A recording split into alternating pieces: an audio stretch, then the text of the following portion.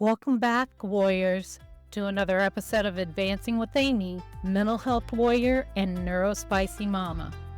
Today we have an enlightening and transformative conversation lined up just for you.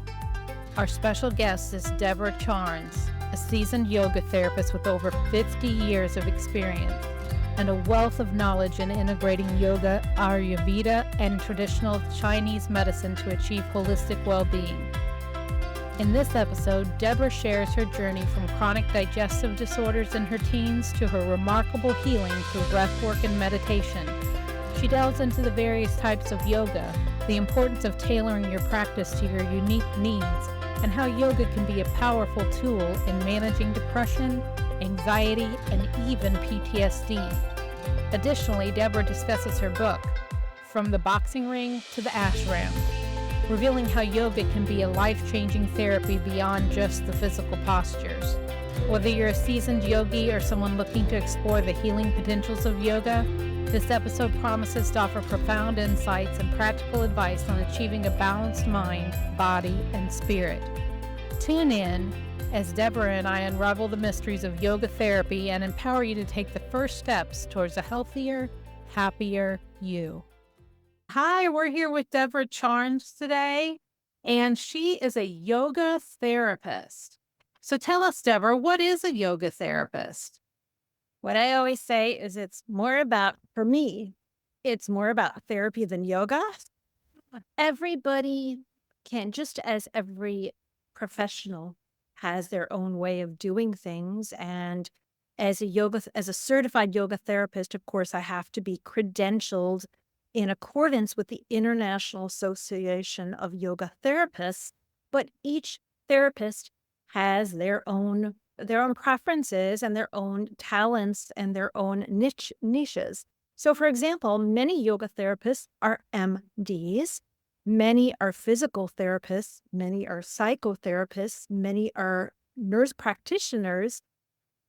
I happened to be someone who is more based on Ayurveda and traditional Chinese medicine and trying to find balance of mind, body, and spirit through lifestyle management. And that's what I always say. It's about lifestyle. It's not about doing a yoga pose. That's just a piece of it. Exactly. Okay. And I noticed when I was, and not everybody knows, but Deborah has a book out. And yes, from the boxing ring to the ashram. Did I say that right?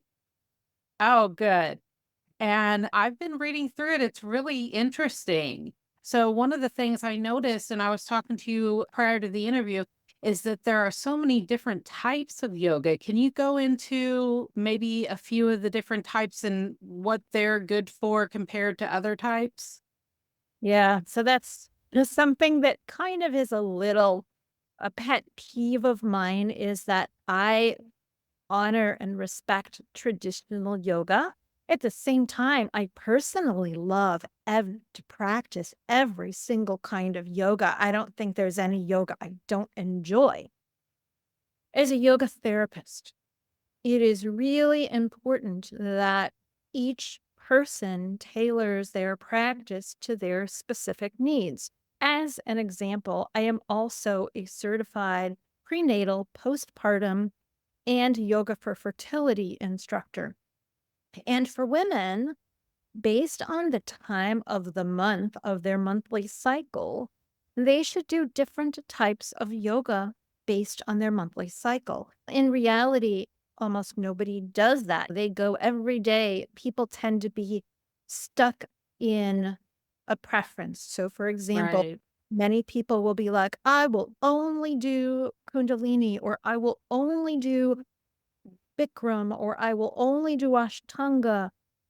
And again, I do everything because I've been practicing for more than 50 years and I find the benefit from everything. But as a yoga therapist, what I say is it has to be tailored to the person. So, as another example, I have been leading for about 10 years therapeutic workshops on yoga for digestive disorders. And of course, you know that so much of digestive disorders are from stress.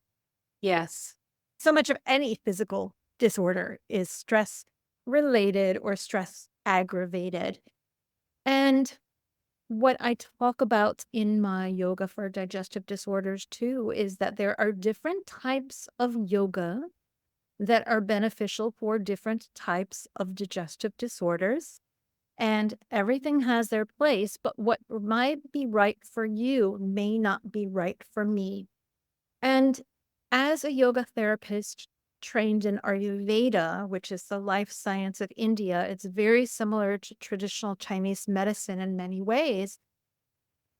I recognize that some people need calming, cooling lifestyles, not just a yoga practice, but lifestyles.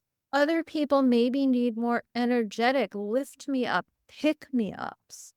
And maybe today I need one type, but then I had oral surgery last week. And so maybe because of that, I needed something different.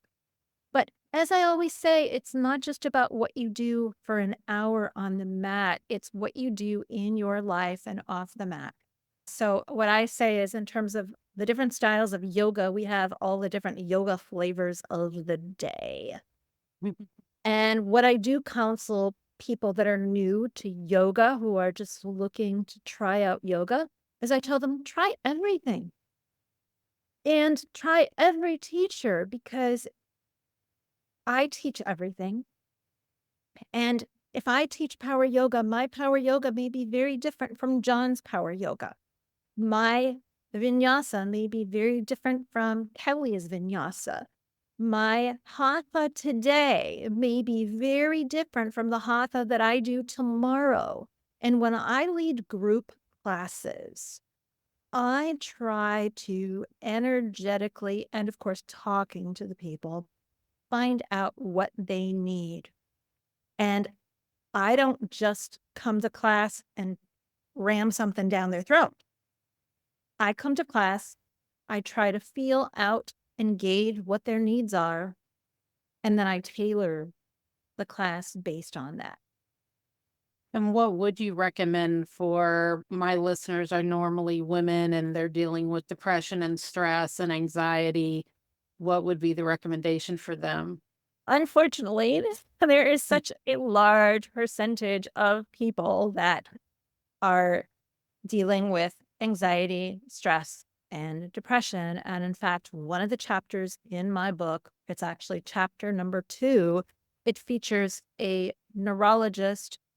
He's a PhD neuroscientist affiliated with Harvard Medical School. And the entire chapter is based on his teachings that I have studied with him. And it's his teachings specifically for yoga, for depression, anxiety, and PTSD.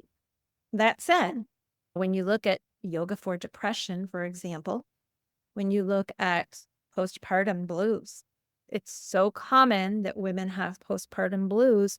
So what should be done for women with postpartum blues may not be the same as what's done for someone who has clinical depression. And of course, I would always say, of course, see a professional therapist, but without a doubt, I can read from you in terms of all the statistics and all the research. The neuroscientist that is featured in my book, he has been studying yoga and the brain for about 30 years.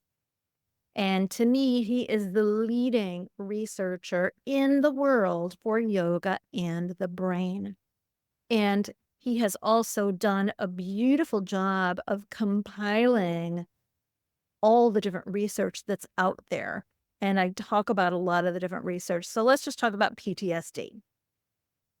Because the truth is, it's fascinating when you look at the history of PTSD. Originally, people thought it was like a war syndrome, and they thought it was just like military men get PTSD. And yes, in our Western world, we tend to think as veterans, usually men, who have PTSD. In reality, there is a huge percentage of women with PTSD, and PTSD, the causes of it are so widespread. And a perfect example is he talks about the resiliency. And he talks about two people can have received the exact same trauma, but they respond very differently. And what yoga does, and when we talk about yoga from a research perspective, we're not talking necessarily about the physical postures. We're talking about the broader concept of yoga, much of which is breath work and meditation and the relaxation response. And all together, if you look at every one of those components individually, they all have so many benefits. But compounded together, working in unison, it's even greater. And just as an example, in terms of breath work, I came into yoga when I was a teen because I had chronic digestive disorders, which of course were stress related. And I found breath work and meditation on my own. I didn't know what breath work was. It just intuitively, I did what I needed to do. Wow, that's amazing. Yeah. So I came to breath work and meditation just by recognizing that was the only thing that would calm my very severe pains in my stomach, in my belly. And why was I talking about that? Oh, again, in terms of yoga, meditation, breath work, and the relaxation response, they each can work to rewire the brain. And a perfect example of breath work is when you exhale longer than what your inhalation is, the parasympathetic system kicks in. So if you look at people that are nervous, they're going to be breathing quickly. They're panting. And that aggravates fight or flight or freeze. When you practice controlled breathing, and in particular long exhalations, then the parasympathetic system, the relaxation response kicks in. One of the things I liked about your book was that you had links in there that goes to different things, like your page about chakras, and then you had a link to you were talking about breathing exercises, breathing techniques. I thought it was fascinating. One of the videos was talking about how you want the to be down here instead of like up above your lip. That was interesting to me. So I wondered, I've been breathing wrong and doing sound work wrong all this time. I wouldn't say you're doing it wrong. It's just that there's always ways that you can improve. But that's a perfect example of sound therapy is a part of yoga or mantra meditation. And when you think about it, if you repeat any mantra, it's a type of a meditation. I personally do mantra meditation every single day, and it stills the mind. And when you do chanting, I love singing, and chanting and singing is also a wonderful form of therapy. I And believe that. Yeah. and When I was in high school, we did a lot of listening to Celtic singers and chanting and different things, and it was so relaxing. and if you think about, most religions have some form of chanting or singing as part of it, and it takes you to another level. It's physically, emotionally, and spiritually healing. And what I do in my book is basically my book features 12 chapters. Each one is based on a different one of my mentors or gurus around the world. And each one has a different topic, but each one is what I consider part of yoga. So, as you mentioned, repeating the sound Om or other mantras, there are so many benefits. And in every chapter, I cite research that shows, because I'm skeptical. Yeah, tell me this, but hey, I want to see proof. So I cite research, and then I will also talk about my firsthand experiences with everything. I found it interesting. One of the things I read in there was about back problems. And I know that yoga is good for that, but I was surprised to see in there they recommended things like back bends. And I thought, oh my gosh, I don't think I could do that. One of the things I also got to physical yoga early on in my life because I had chronic back pain. Mm-hmm. For my chronic back pain, I was diagnosed. I went to an osteo, whatever surgeon, those guys, Yeah. orthopedics, I don't know, whatever. I went to a specialist and he diagnosed me and he told me that I had a curvature in my spine. Oh. The result of that curvature from the diagnosis that he told me, I incorrectly assumed, because he did tell me I had to work on my posture and I had to straighten out my spine through postural exercises and through sleeping on with a piece of wood under my mattress, things like that. What I did is I avoided all back bends because I had too much of a curvature in my spine. Now I don't. Now I do tons of back bends and I have a very healthy spine. But it is very important that with anything, you have to have a medical diagnosis first, because for some cases of, let's just say, a slipped disc, depending on where it's slipped and which direction, it could be that a back bend is contraindicated, or it could be that a rounded forward fold is contraindicated. Uh, And okay. so it depends on what is your problem. For spinal stenosis, for example, back bends are contraindicated. For sciatica, forward folds are contraindicated. For pregnant women or for spinal fusions, twists are contraindicated, which is all the more reason why people should work with a qualified, certified yoga therapist. That's what I was just thinking. Yes. It's interesting because I'd never even heard of a yoga therapist before I met you, but I do have a herniated disc and I went to physical therapy for that and they did like side bends and they were so helpful. They kept me out of surgery. So I definitely think those kind of things are helpful. My guru, who is my teacher that I feature in the book about back pain, he's also one of these people that has worked in medicine. He's an MD and he specializes in the back and in structural issues, but he's also been a yogi for 30 years. And he's done, as far as I'm concerned, the most research on yoga for the back. And he has, and I mentioned this anecdote in my book, an amazing personal story about he had a torn rotator cuff.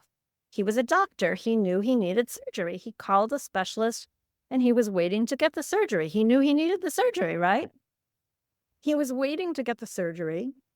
In the meantime, he was doing his yoga as normal and he cured himself through the yoga. As a result of that, it was an aha moment of what specifically, and of course he's a doctor and he's a structural Right. doctor. So he knew what it was that cured himself. And as a result of that, he started doing research with many other people with torn rotator cuffs. And he found that they were all able to heal themselves with this one posture. That is amazing. Yes. Yeah, I know lots of people. I have a torn rotator cuff and I know lots of people do.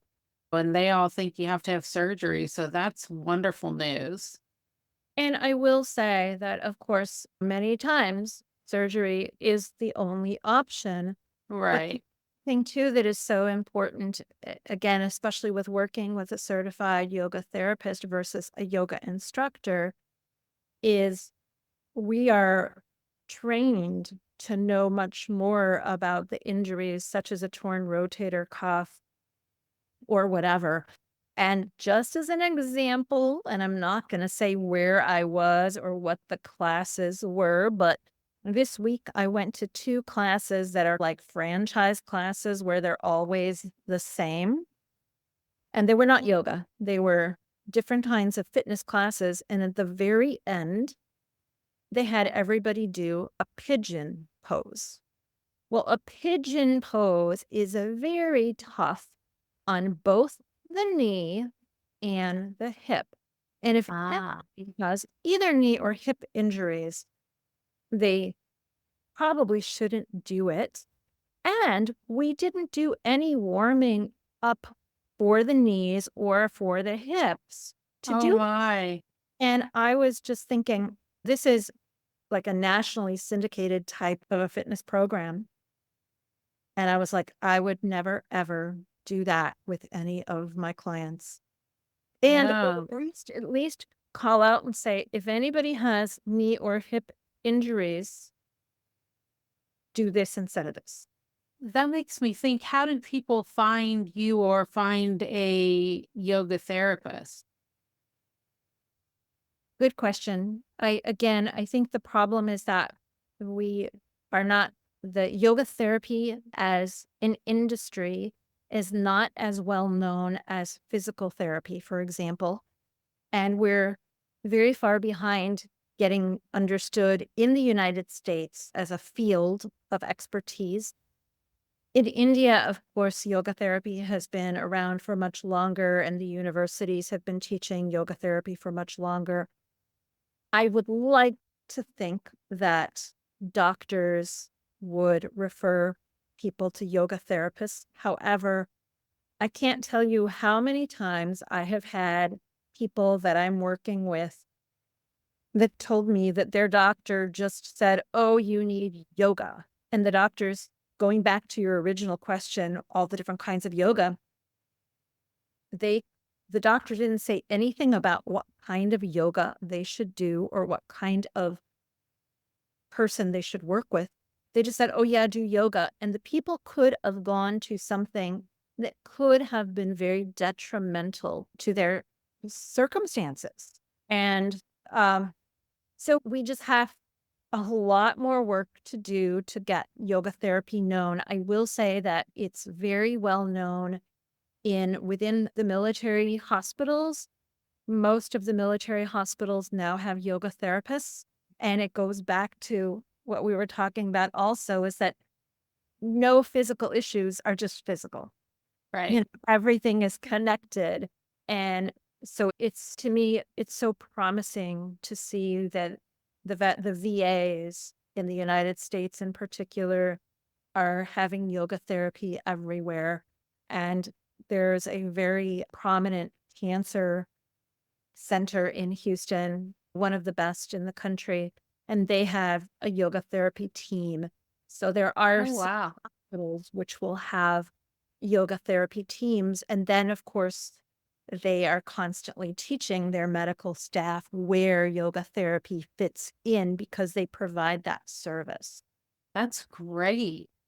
What about you specifically? Do you teach in a studio or online or? I do a little bit of everything. I do privates. I'm doing more online. And what I decided that one of the reasons why I wrote my book is because when I work, yoga therapy basically is a one-on-one proposition because every person has different needs. And what I do for you is not what I'm going to do for John or for Jane. Everything tailored for them. I look through their medical history. I do postural and musculoskeletal evaluations. And then I put together a protocol for them. That said, it takes a long time to work with one person at a time. The reason why I wrote my book is I consider my book a yoga therapy in disguise book that can help so many people because I look at the broader picture, such as depression, anxiety, and PTSD, or back pain, or digestive disorders, things that we all have. Right. And I try to address them in a broader perspective, so it's not one-on-one. And I've also been leading therapeutic workshops for a long time, and the therapeutic workshops are very similar in that it takes one concept, such as bone health, let's say osteoporosis or osteoarthritis. And because those are so common, especially among women over 50, y'all have to watch out for both osteoporosis and osteoarthritis. And so I do therapeutic workshops that can work then with more people. And what I have started to do now is to offer those on video on demand. So that way, because I do have followers outside of the US, people are on all different time zones. And that way people can view, they can press pause and stop and play and replay and watch as many times as they want. And so that's something that I'm doing a lot more because, again, I want to reach more people with what I've learned and just share the knowledge so that more people can be healthier and happier.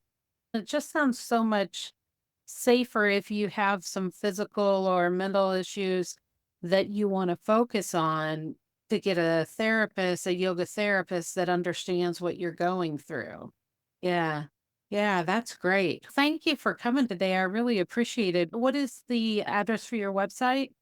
My name, Deborah, Deborah, and then my last name together, CHARNES.com.